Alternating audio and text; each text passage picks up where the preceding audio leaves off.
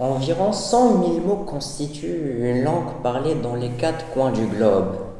En effet, la langue française est parlée par plus de 321 millions de locuteurs à travers les 6 continents où l'humain a pu y prospérer.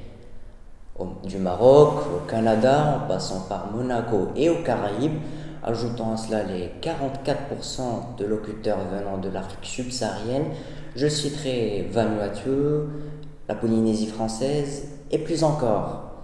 Et d'après cette petite minorité de pays, nous pouvons tout de même constater l'impact qu'a eu la francophonie dans l'histoire. D'ailleurs, voici un petit cours histoire.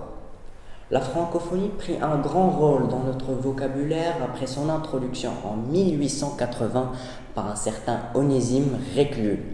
Depuis lors, la menace anglophone après la Deuxième Guerre mondiale secoua les communautés francophones et les a réveillées avec la volonté de s'unir par l'intermédiaire de ce terme.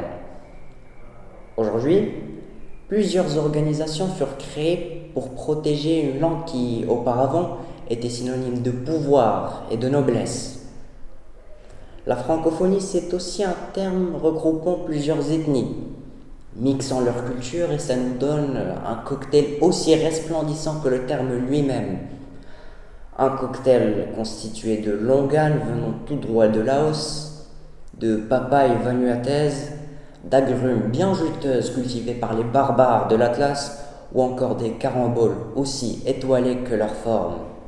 Moi, ça me donne envie, pas vous?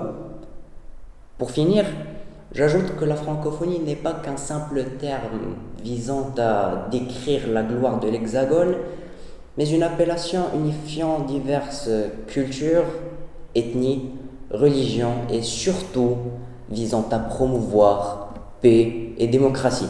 Merci.